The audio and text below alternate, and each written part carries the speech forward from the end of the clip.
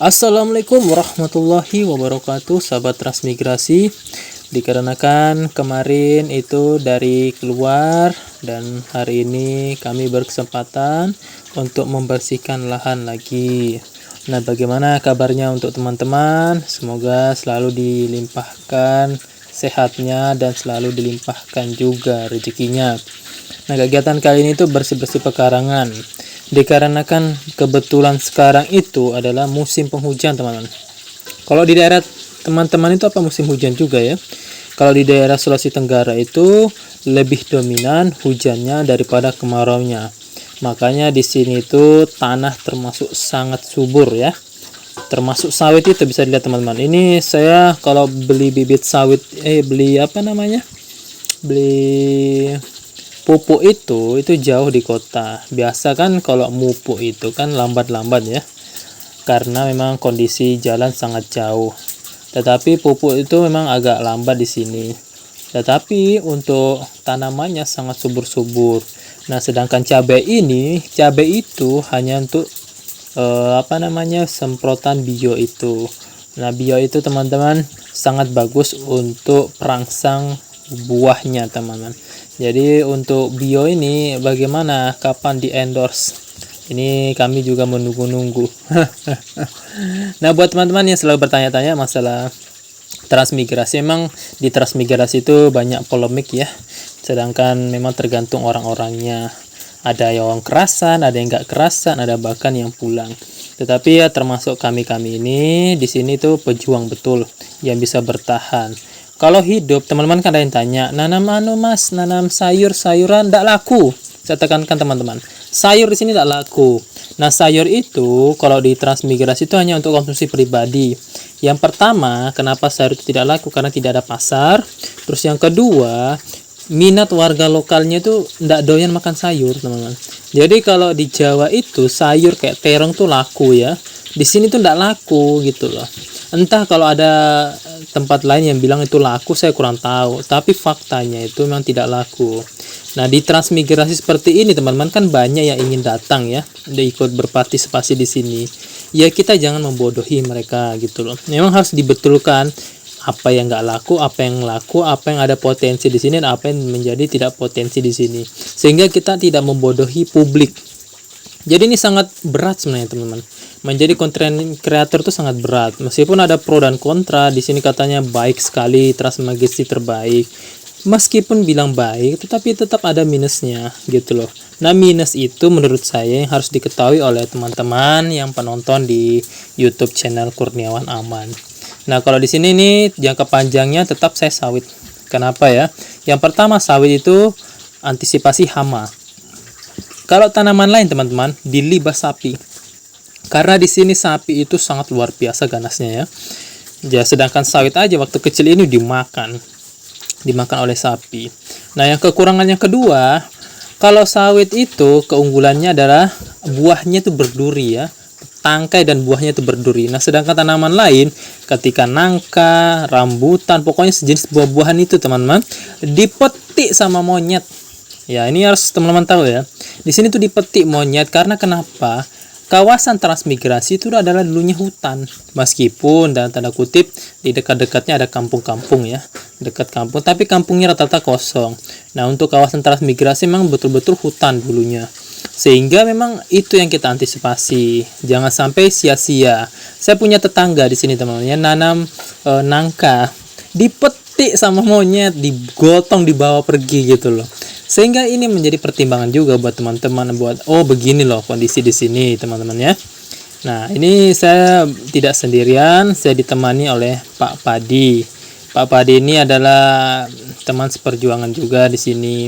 Beliau kadang-kadang ya bisa pembeli rokok lah, namanya kita masih susah ya, bantu-bantu di sini. Karena kalau sendiri teman-teman, ini rumputnya keselak besar, keburu besar gitu.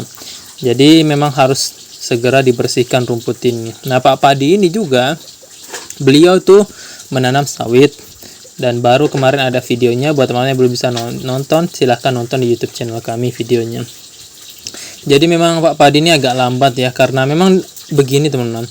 Saya tuh agak aneh ya di transmigrasi sini gitu loh. Kemarin saya keliling di transmigrasi Malona, itu orang-orang kan memang betul nanam merica gitu loh. Tetapi ada juga yang nanam sawit. Tetapi yang paling penting menurut saya itu tidak ada pengaruh lain, teman-teman. Di sini tuh gimana ya, untuk maju tuh kadang-kadang ada pihak-pihak yang nggak seneng gitu loh. Ini kan kalau sawit, saya tekankan lagi, kalau sawit itu memang program untuk warga transmigrasi. Jadi setiap warga transmigrasi itu ada memang khusus harganya, harga khusus yang diberikan oleh kami. Karena itu memang yang pertama, karena memang lahan tran itu di kawasan sini, pembibitannya di sini. Terus yang kedua memang keterbatasan modal. Jadi itu ada harga khusus dan tidak terlalu diberatkan gitu loh untuk warga Jawa gitu loh. Sehingga memang untuk yang pertama ada kurang lebih berapa rumah? Ada 10 rumah ya yang nanam sawit itu pekarangan. Nah, ini ada yang nyusul.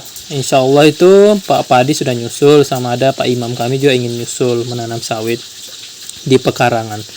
Nah, ada juga warga lokal tapi masih kawasan tran itu masih dapatlah harga-harga diskon ya.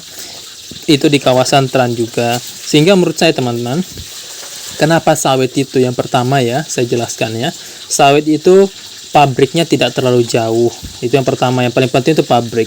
Terus yang kedua, kita tidak perlu memikirkan pemasaran gitu. Kalau misalnya tanam banyak, misalnya jeruk dan lain sebagainya, yang pertama siapa mau beli gitu ya.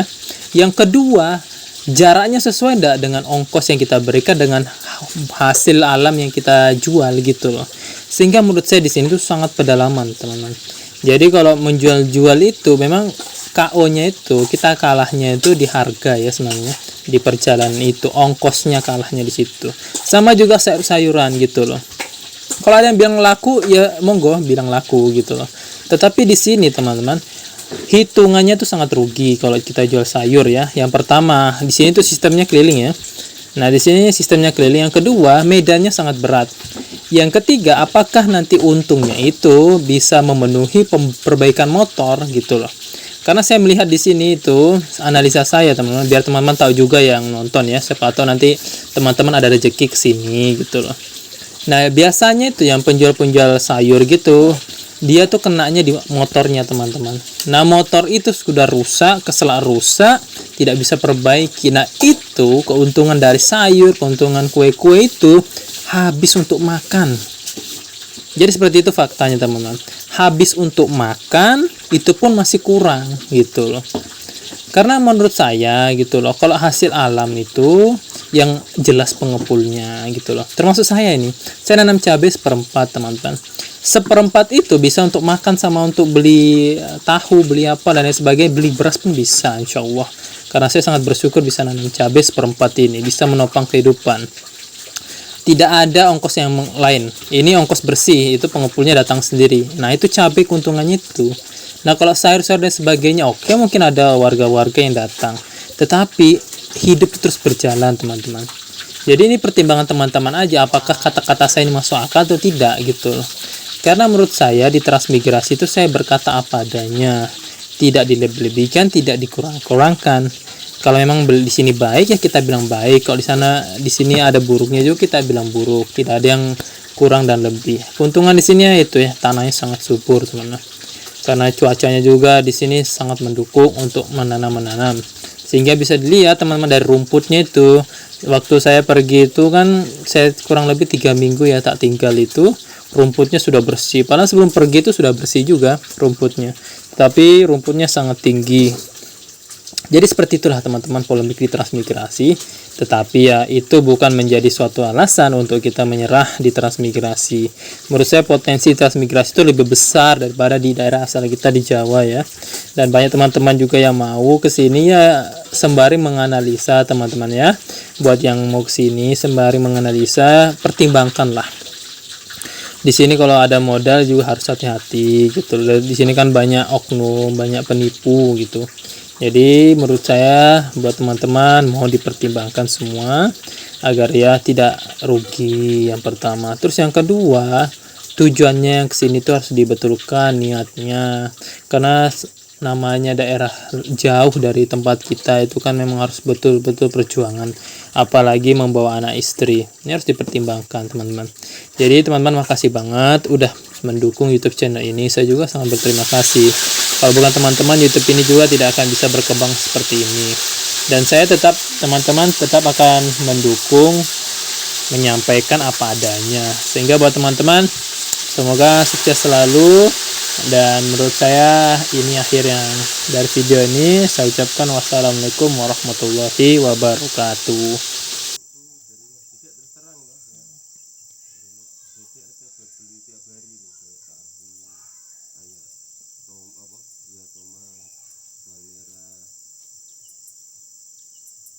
Habis gak beras rumah? Habis gak beras? Iya sudah tanya ke DP tapi Belum datang. iya Kapan katanya? mungkin besok atau kapan ya.